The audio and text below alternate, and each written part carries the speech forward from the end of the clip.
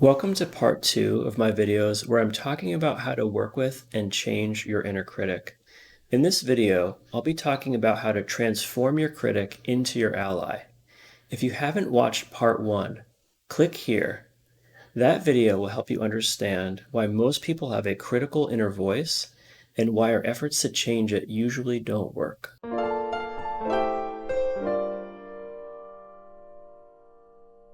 Maybe you're saying, okay, Michael, I get it. None of this stuff works, so what do I do?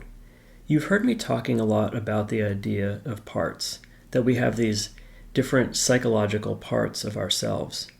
This idea comes from a type of therapy called Internal Family Systems, or IFS. If you want some more background information about IFS, take a look at some of the other videos I've made about that. If you really want to transform the critic and turn it into your ally, you have to work with it instead of against it, and you may have to ultimately heal the underlying wounded part that holds the shame. So how do you do that? First, I want to make a note about safety.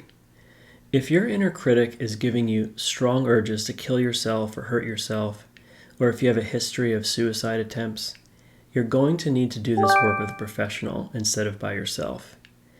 Or if you're currently living in a dangerous or abusive environment, you need to prioritize getting to safety before this kind of inner work can be successful, because it can make people feel more vulnerable in the short term.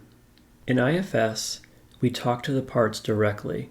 For people who already hear the critic a lot, it won't be difficult to find it and listen to it. You can just close your eyes and listen to what it's saying.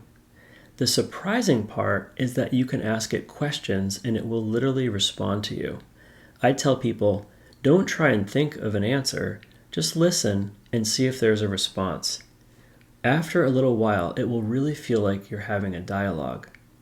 If you have a harder time connecting with the critic, you can tune into your body to see where you feel it, or you can try drawing a picture that reminds you of the critic, journaling, or imagine it sitting in a chair across from you.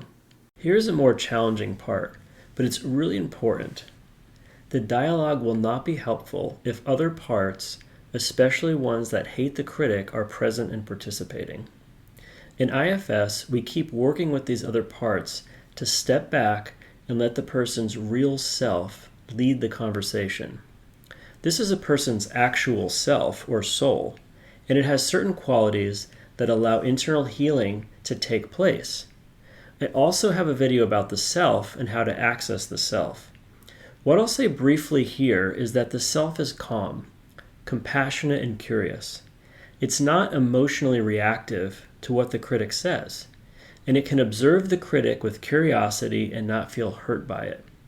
If you feel angry or scared of the critic, you have other parts blended with you. You can ask those parts to step back, and if they trust you enough, they will, until you feel calm and open. If they won't step back for you, or if the critic refuses to communicate with you, that's a good sign that you might need professional help to make progress. Or you can try reading some books about IFS and watching other IFS videos about accessing the self. You have to be able to do that if you want to transform the critic. If you can be in self and have a dialogue with the critic, the stage is set for real progress. Once you are there, ask the critic why it criticizes you. Ask it what was happening in your life that made it start doing that, and ask it what it would be afraid would happen if it stopped. When you get an answer, you can simply respond that you understand what it's saying. It makes sense to you, or you can give another answer as long as it comes intuitively from yourself and not another part. Every part has a story to tell.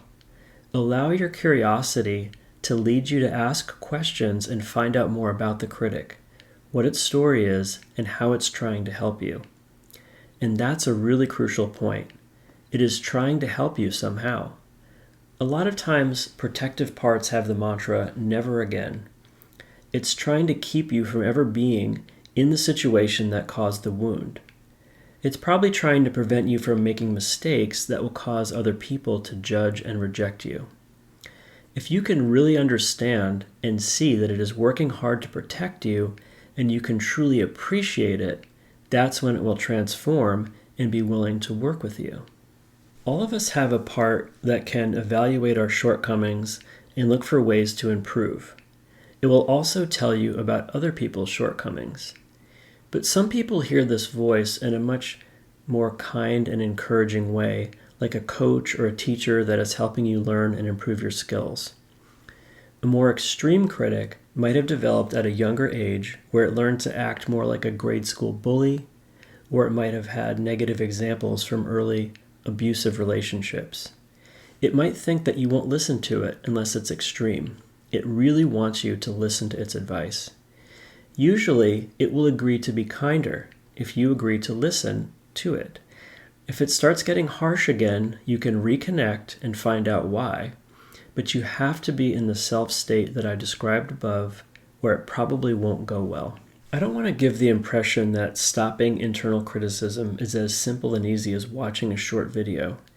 If there were really easy solutions, people would have already found them. However, I did outline something here that can be really helpful if you put in the time and effort to practice it. But if that doesn't work, you're going to need more help. In this video, I've pointed out the things that people try that don't work and the things that professionals do that also don't work. I've outlined the steps you would need to go through with a professional that can help you. In my own experience, IFS does work for the critic when a lot of other things don't. You may have also noticed that I didn't touch on the concept of healing the wounded part in this video. If you sometimes have a sense of feeling really worthless and terrible about yourself, there are more steps to your healing journey, and the critic might not change very much while that part is still hurt. I can touch on that in future videos, but that healing process is something that you probably need to experience and not just have described to you. It really is something very moving to witness. If you want to know more about IFS and how to work with other types of parts, subscribe to this channel and I'll make some videos about it.